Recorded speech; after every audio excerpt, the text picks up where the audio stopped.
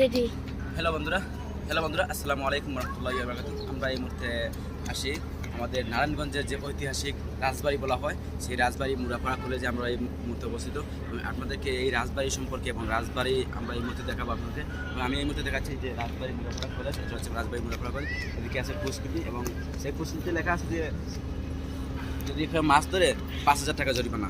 তো যারাই ঘুরতে আসবেন অবশ্যই মাছটাকে ধরবেন না, অবশ্যই এখানে প্রচুর মাছ আছে। এবং এই দেখবেন মাছ এখানে প্রচুর পর্যটকরা ঘুরতে আসে। এবং এই যে দেখেন রাজবাড়ি যে শহীদ মিনারটা অসাধারণ।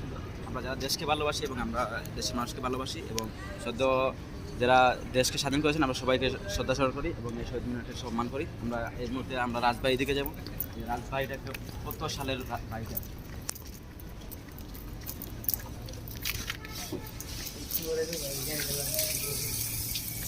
কলেজের অপোজিট সাইডে হচ্ছে আপনার হাতবাড়ি। এটা হচ্ছে হাতবাড়ির ভাষা এবং এটা তো হাজার হাজার বছরের পুরানো। আমরা হাতবাড়ির ভিতরে আমরা যাই, আমরা দেখাই মাসে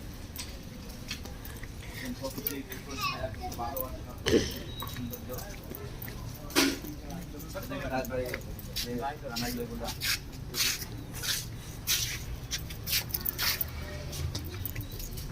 যে রাজার বাড়িটা আছে। এই মুহূর্তে আমরা রাজার বাড়িতে ঢুকলাম।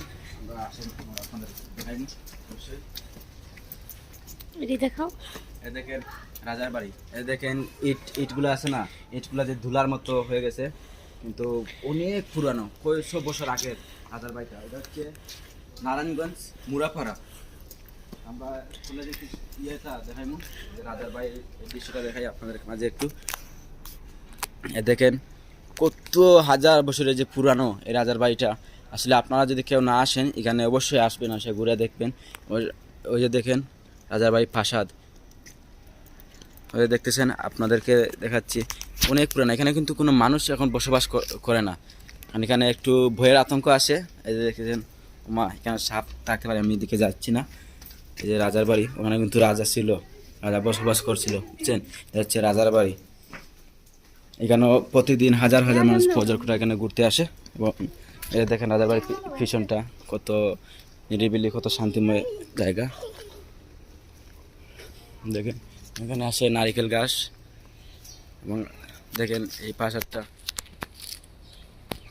আপনার ভিডিও মাঝে দেখতে পাচ্ছেন যে আরেকটা বাস্তবে একটা উদাহরণ দেখেন। সত্যি সত্যি যে মানে পাথরের ভিতর দিয়ে সেই গাছটা হয়েছে। আমি আগে একটা ভিডিওর মাঝে দেখাইছি আপনাদেরকে যে সুনামগঞ্জ পাথরের মধ্যে গাছ হয়েছে। আর এই যে বাস্তবে আরেকটা দেখেন বিল্ডিংয়ের, অনেক পুরানো বিল্ডিং, অনেক পুরানো বিল্ডিং।